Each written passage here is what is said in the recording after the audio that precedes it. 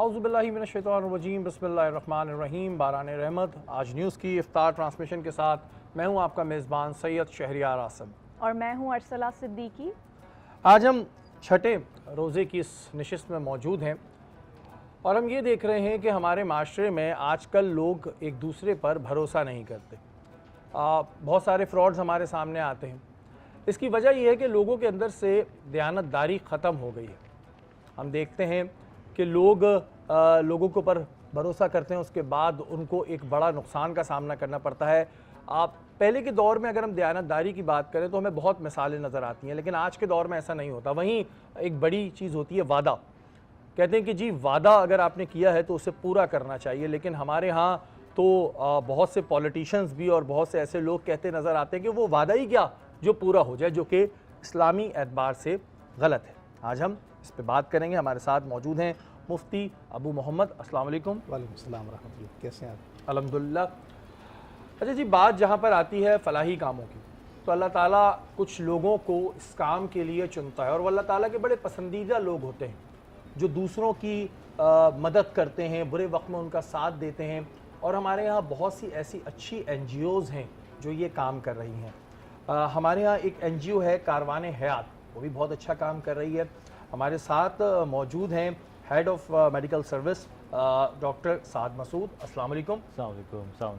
और हमारे साथ मौजूद हैं मिस रहल सईद, चीफ एग्जीक्यूटिव ऑफिसर हैं कारवान हयाती। अस्सलाम वालेकुम मैडम।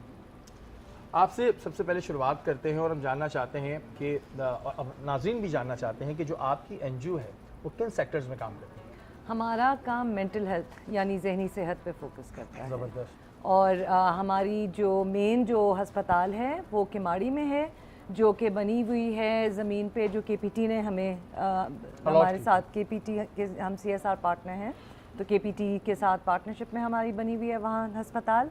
उसके साथ कुरंगी क्रीक हस्पताल एक है, उसमें हमारा एक OPD आउट पेशेंट चलता है। और इन दोनों के अलावा कराची के 23 मुख्तलिफ़ इलाक़ों में, जो कि ज़्यादातर लो इनकम अंडर सर्व जो इलाके होते हैं, वहाँ पे हम field clinics, community based field clinics जो होती हैं वो हम 50 से ज़्यादा हर महीने चलाते हैं। अच्छा, तो कितना टाइम हो गया इस NGO का और ख्याल कैसे आया? Who is the founder? कि ज़ाहिर है मेंटल हेल्थ को अमूमन हमारे यहाँ लोग इतना सीरियस लेते ही नहीं है, जबकि एक बहुत बड़ा इशू है। बिल्कुल। अब चीज़ें सामने आना शुरू हुई हैं, वरना पहले तो अगर कोई मेंटल हेल्थ की बात करता था तो लोग कहते थे कि पागल हो गया है। तो ये ख्याल किसको आया, कौन फाउंडर था, कितना टाइम हो गया? कारवान हयात की शुरुआत हुई थी 1983 में। कुछ कमिटेड लोग थे। एक जाने पहचाने शख्सियत थे doctor Zafar Qureshi, archbishop of Karachi, cardinal Joseph Cordeiro और बेगम राना लियाकत, बेगम शाइस्ता इकरामुल्ला और कुछ और लोग। इन्होंने, मुझे भी कभी कभी हैरत होती है कि 40 साल से 43 इयर्स पहले 43 इयर्स पहले इन लोगों को ख्याल आया। मेरे ख्याल से डॉक्टर ज़फ़र, मैं भी कहानी ढूंढने की कोशिश कर रही हूँ। अच्छा। डॉक्टर ज़फ़र कुरैशी जो थे, उन्होंने मेरे ख्याल से महसूस किया कि इसकी बहुत ज़रूरत है और कहा कि कुछ हमें बनाना चाहिए पेशेंट्स की मदद करने के लिए। उस वक्त ये पंजाब कॉलोनी के साथ एक हमारी साइट खुली थी, वो आउट पेशेंट्स के लिए थी। उसके बाद 2004 में ये KPT के साथ पार्टनरशिप में हमने हस्पताल बनाया किमाड़ी में, और फिर हमने 115 बेड्स की फैसिलिटी बनाई है, जिसमें मर्द और औरतें दोनों के लिए वार्ड्स अलग अलग हैं। ठीक है डॉक्टर साहब, आपकी जानिब आऊँगा क्योंकि ज़ाहिर है आपका डायरेक्ट इंटरेक्शन भी पड़ता है। मेंटल हेल्थ के जो पेशेंट्स होते हैं, जैसे कि मैंने कहा कि बहुत से लोग उन्हें पहले ही पागल करार देते हैं, लेकिन ये सिम्टम्स ज़ाहिर शुरू से घर वालों को भी महसूस हो रहे होते हैं और पेशेंट को खुद हो रहे होते हैं, जिसे हम वहम का नाम दे देते हैं कि यार तुम्हें वहम हो रहा है, ये एक कुछ नहीं है, इग्नोर करो। ये वो चीज़ है जो इग्नोर आपके हाथ में नहीं होता। जब आपके पास ऐसे पेशेंट्स आते हैं तो एक तो किस स्टेज पे आते हैं और फिर उनका ट्रीटमेंट कैसे होता है? बहुत इम्पोर्टेंट क्वेश्चन किया आपने। हमारे पास वैसे जनरली तो हर एज ब्रैकेट में आ रहे होते हैं। कारवान हयात में यूजुअली जो है 18 साल से लेकर 60 साल की उम्र तक के लोग आ रहे होते हैं, लेकिन हमारे लिए ये न्यूज़ नहीं होता है कि कभी कभार कोई शख्स अप्रोच कर रहा है फ़र्स्ट टाइम किसी भी साइकाइट्रिस्ट को कहीं भी, किसी भी मेंटल हेल्थ प्रैक्टिशनर को कहीं भी, और वो 10 साल के बाद अप्रोच कर रहा है। वजह यह है कि हमारे यहाँ कॉन्सेप्ट ऐसे भी होता है, जादू हो गया, हाँ, फिर बिल्कुल सही। पीर नज़र लग हज़रात गई। से पीर हज़रात से और बाकी लोगों से इलाज करवाना शुरू किया।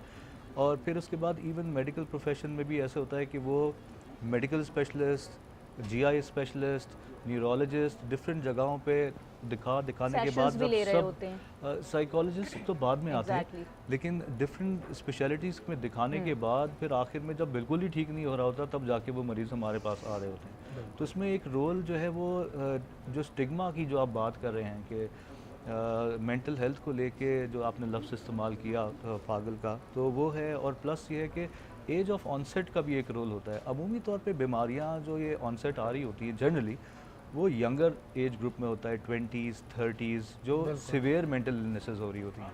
तो उसमें लोग बड़े पर्टिकुलर होते हैं कि और लोगों को पता ना चल जाए, मेरी स्टूडेंट लाइफ, मेरी पर्सनल लाइफ, रिलेशनशिप हर लिहाज से वो अफेक्ट हो जाती है। तो जो बिल्कुल आपने ये सही एक हाईलाइट टैबू किया। बना हुआ है हमारे यहाँ बिला वजह का। मैं देखने वाले नाज़रीन को बोल रहा हूँ कि देखें जी, ये एक बीमारी है जैसे नज़ला, खांसी, ज़ुकाम होता है। अक्सर किसी को होती है तो कह देते हैं जी इसको तो एंजाइटी होती है, तो वो एक बीमारी है, उसको क्यों एंजाइटी हो और रही कुछ है। लोग इस पे बात भी नहीं करना चाहते। बहुत सारे लोग इस पे बात नहीं करना नहीं चाहते करते। हैं, और जो कि गलत है, गलत जो कि बिल्कुल गलत है। अगर आप इस चीज़ को नहीं डिस्कस करेंगे तो वो बढ़ती रहेगी। Exactly. और ये जो मैंने आपसे कहा कि ये छोटी सी उम्र से होता है, बचपन से कोई ना कोई फियर होता है, लेकिन जाहिर है उस वक्त मजबूत होता है बच्चा, वो उस तरह पैनिक नहीं होता। अब तो होने लगे, लेकिन आहिस्ता आहिस्ता जब वो नहीं दिखाते तो फिर वो एक सीवियर टाइम आता है कि फिर उनको पैनिक अटैक्स आने लगते हैं, वो प्रॉब्लम में आने लगता है। देन फिर उनको ख्याल आता है कि नहीं जी अब दिखा देते हैं, अब मेडिकेशन शुरू करते हैं। इसमें मेडिकेशन ज़्यादा बेस्ट है या जो सेशंस होते हैं वो? आपने बिल्कुल सही कहा कि इसमें मल्टीपल फैक्टर्स होते हैं, एनवायरमेंटल फैक्टर्स भी होते हैं, आपकी जेनेटिक्स भी होती है, आपके कोई ट्रॉमा से आप गुजरे हो ज़िंदगी में, पास्ट में, चाइल्डहुड में, उससे भी वो अफेक्ट कर रहा होता है।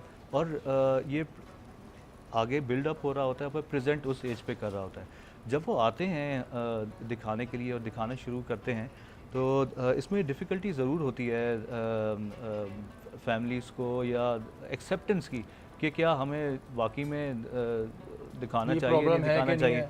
और उसमें हम इस तरह काम करते हैं, कारवाने हयात जो पिछले 4 दिहाइयों से ये काम कर रहा है, वो ये काम कर रहा है कि हम फ्रीक्वेंटली आगाही के प्रोग्राम्स भी करते हैं। हमारे Great, पास इन पेशेंट फैसिलिटी भी है, हमारे Great. पास ओपीडी की फैसिलिटी भी है, हमारी साइकोलॉजी का अलग डिपार्टमेंट है, प्लस एक जहनी बहाली का प्रोग्राम जो रिहैबिलिटेशन जो हमारी स्पेशलिटी है वो भी हमारे एक यूनिक सेलिंग पॉइंट है जो हमारे पास जो कि बहुत कम लोग एक होलिस्टिक अप्रोच लेते हैं। सिर्फ दवाइयों का, जैसे आपने सवाल लिया, सिर्फ दवाइयाँ ही मसले का हल नहीं होती हैं, उसके साथ उसके साइको सोशल फैक्टर्स अगर उसके कौन से हैं, फैमिली के इश्यूज़ हैं, किसी किस्म का स्ट्रेस है, तो उस स्ट्रेस को वो क्यों कोप नहीं कर पा रहा। घर में 4 अफराद हैं, सेम स्ट्रेस एक घर में आ गया, 4 लोग ठीक हैं, 5वें को जो है अच्छा, वो क्या है कि वो जेनेटिक्स issue आते होता हैं। है, कहते हैं कि जी अगर इनकी वालदा वहम करती थी तो अब ये बच्चे में ट्रांसफ़र हुई है वहम की आदत, जेनेटिक होता है।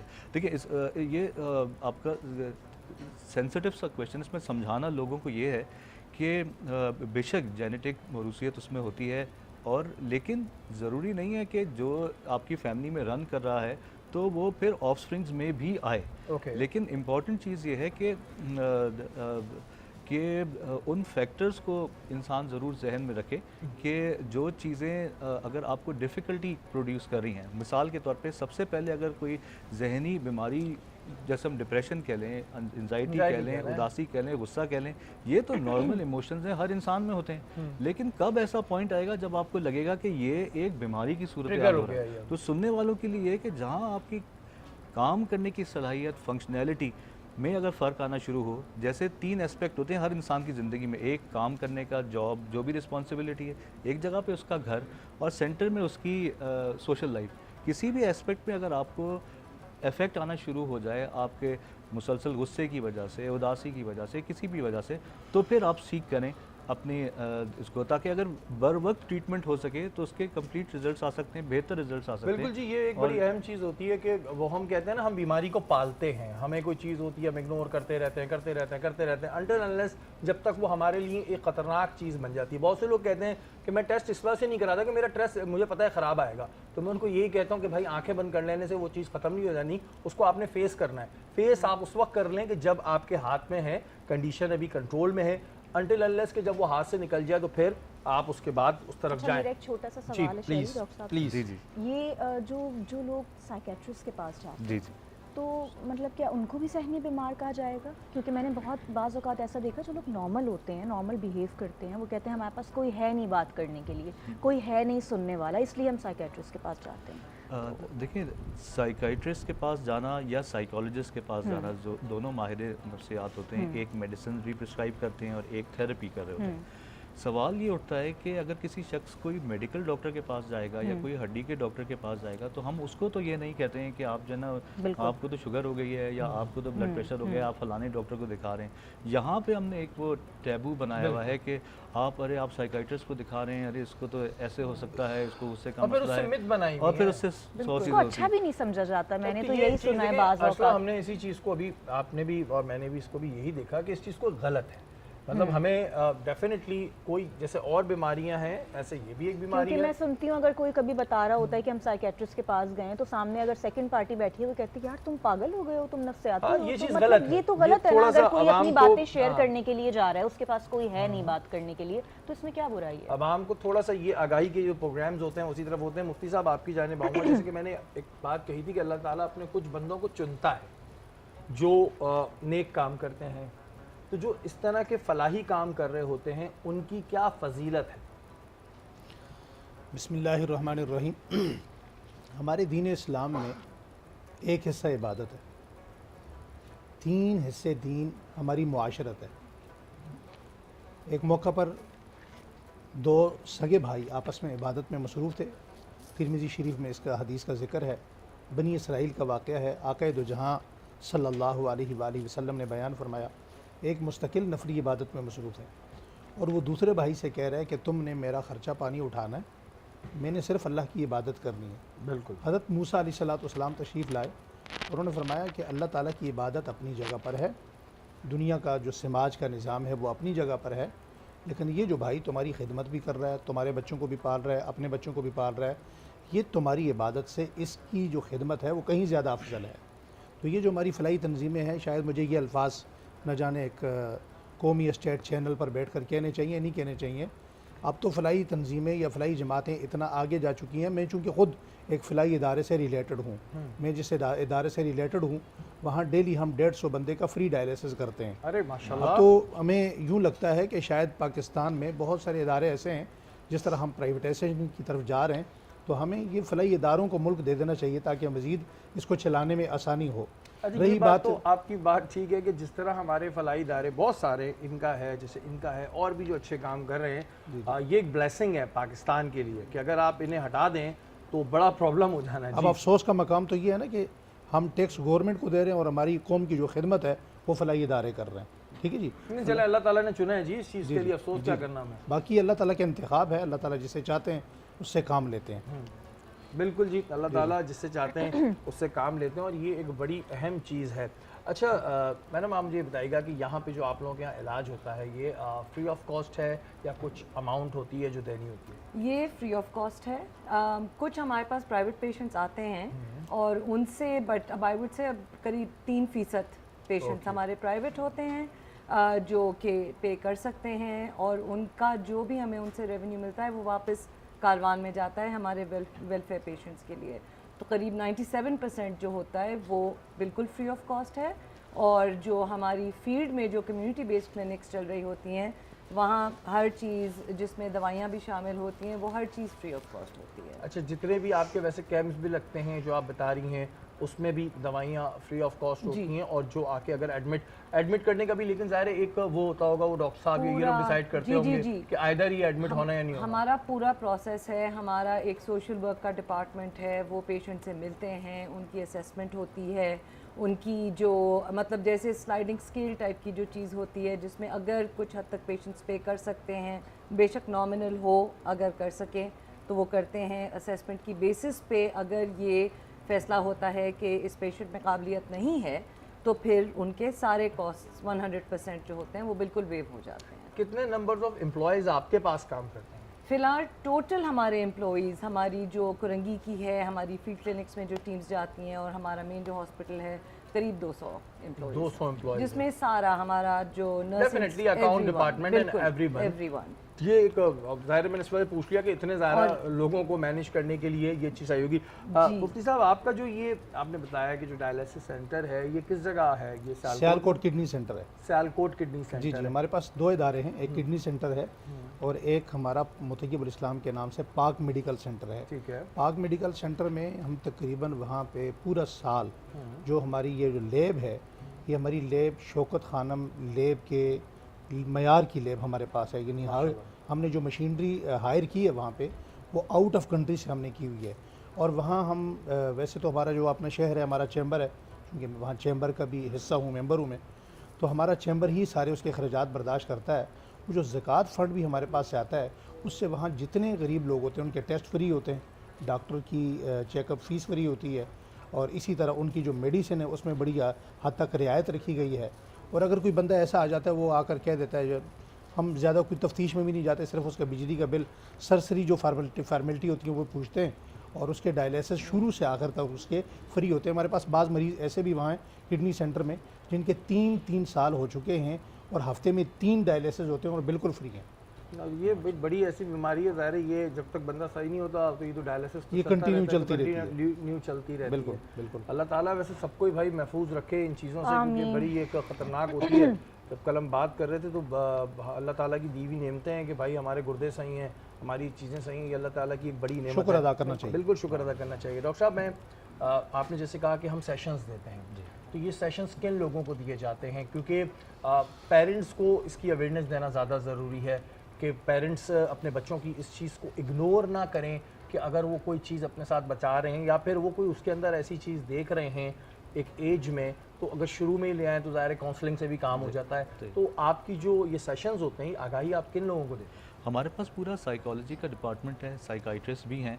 तो उसमें ऐसे होता है कि अगर कोई भी अगर किसी को बीमारी के जो इनिशियल सिम्टम्स आ रहे होते हैं ना, उसमें पहले एक बायोलॉजिकल सिम्टम्स जैसे आपकी नींद ख़राब हो जाना, भूख ख़राब हो जाना, इस किस्म के इफ़ेक्ट्स आने शुरू हो जाएं। प्लस अगर आपको वैसे सिम्टम्स अगर आने शुरू हों कि आपके काम करने की सलाहियत में इफ़ेक्ट आना शुरू हो, तो उसमें अप्रोच ये होनी चाहिए कि आप सीख करें हेल्प को और साइकाइट्रिस्ट या साइकोलॉजिस्ट के साथ कंसल्ट करें। बीमारियों में ऐसे होता है कि उसमें सिवियरिटी के ऊपर होता है। अगर वो माइल्ड दर्जे की बीमारी है तो उसमें थेरेपी जो है, जैसे सेशंस आप बोल लेते हैं या काउंसलिंग हो गई, वो फर्स्ट लाइन ऑफ ट्रीटमेंट होता है। अगर दरमियाने दर्जे की बीमारी है, इसकी शिद्दत है, तो उसमें दोनों ऑप्शंस वो फिर साइकाइट्रिस्ट डिसाइड करता है, जो आपका माहिर होता है कि इसमें दोनों ऑप्शंस को लेके चलना है, अद्वियात का इस्तेमाल भी करना है और साथ साथ थेरेपी करनी है या पहले थेरेपी करनी है, साथ में अद्वियात का इस्तेमाल करना है। और जो सिवियर इलनेसेस होती हैं उसमें तो सबसे पहले मेडिसिन का ही ज़रूरत होती है और कुछ केसेस में एडमिशन की भी और ज़रूरत कहते हैं, अब ये मिथ है या हकीकत है, क्योंकि आप डॉक्टर हैं तो अच्छा है मैं आपसे ही पूछ लूँ कि जब आप डिप्रेशन की मेडिसिन लेते हैं तो फिर उसे छोड़ नहीं सकते, ये है या नहीं है? ये बिल्कुल एक मिसकंसेप्शन है और बिल्कुल भी ऐसा नहीं होता जो लोग सुन रहे हैं। ये एक टिपिकल इलाज का एक तरीका होता है जो हम प्रोटोकॉल्स को फॉलो करते हैं। कुछ फर्स्ट टाइम अगर हो रहा होता है तो 6 से 8 महीने 9 महीने तक का इलाज होता है, उसके बाद मेडिसिन डिसकंटिन्यू हो जाती हैं। होता यह है कि हमारे यहाँ लोग आसानी चाह रहे होते हैं, तो उसमें फ़र्स्ट फॉलोअप या सेकंड फॉलोअप के बाद या लॉस्ट टू फॉलोअप वो वापस नहीं आते हैं। तो जो दवाई दी हुई होती है, जिसमें जो दवाई डिसकंटिन्यू करने की होती है, उसको वो कंटिन्यू रखते हैं। ख़ास तौर से नींद की कुछ मेडिसिन हैं जो कि बड़ी पॉपुलर हैं और हमारे यहाँ जो है वो आफ्टर मार्केट जो है वो विदाउट ओवर द काउंटर मिल जाती हैं और कोई प्रिस्क्रिप्शन की ज़रूरत ही नहीं होती है। तो अनफॉर्चुनेटली इस वजह से उसका मिसयूज़ होता है। बाकी एंटी डिप्रेसेंट किसी भी किस्म की उसकी कोई डिपेंडेंसी नहीं होती है, वो आप आराम से डिसकंटिन्यू कर सकते हैं। बिल्कुल जी, और इसी वजह से ये जो सवाल मैंने पूछ भी लिया था कि एक तो खुद सेल्फ मेडिकेशन को मैं हमेशा मना करता हूँ कि सेल्फ मेडिकेशन मत किया करें। केमिस्ट डॉक्टर नहीं होता है, वो खड़े होकर आपको सारी बीमारियों की दवा दे देगा, ये गुर्दे की है, ये मैदे की है, ये दिल की है, दिमाग की है। ऐसा नहीं है। जो डॉक्टर हैं उनके मशवरे से जो है वो किया करें। आप लोगों का बहुत शुक्रिया मुफ्ती साहब, आप लोगों का बहुत शुक्रिया। आप लोग बहुत अच्छा काम कर रहे हैं और आप लोगों के लिए बहुत सारी दुआएं कि आप लोग इसी तरह आगे काम करते रहें। अल्लाह ताला आप लोगों को इतनी हिम्मत दे। और ये आप लोगों ने जो शोबा लिया है ये बहुत अच्छा है। ज़ाहिर है मेंटल हेल्थ के हवाले से लोगों को इतनी अवेयरनेस नहीं है, अब होने लगी है। इसका बड़ा क्रेडिट आपको जाता है और उन साहब को जाता है जिन्होंने 1983 में सोच लिया था कि आगे जाके ये प्रॉब्लम आएगा। और हमारा बहुत क्रेडिट हमारे सपोर्टर्स को जाता है। डेफिनेटली सपोर्टर्स को जाता है, एनजीओ के जितने भी होते हैं इनको सपोर्टर्स को जाता है और अच्छे कामों में मदद करती रहनी चाहिए। तहकीक के बाद आप मदद कर सकते हैं। वक्त ब्रेक का, ब्रेक के बाद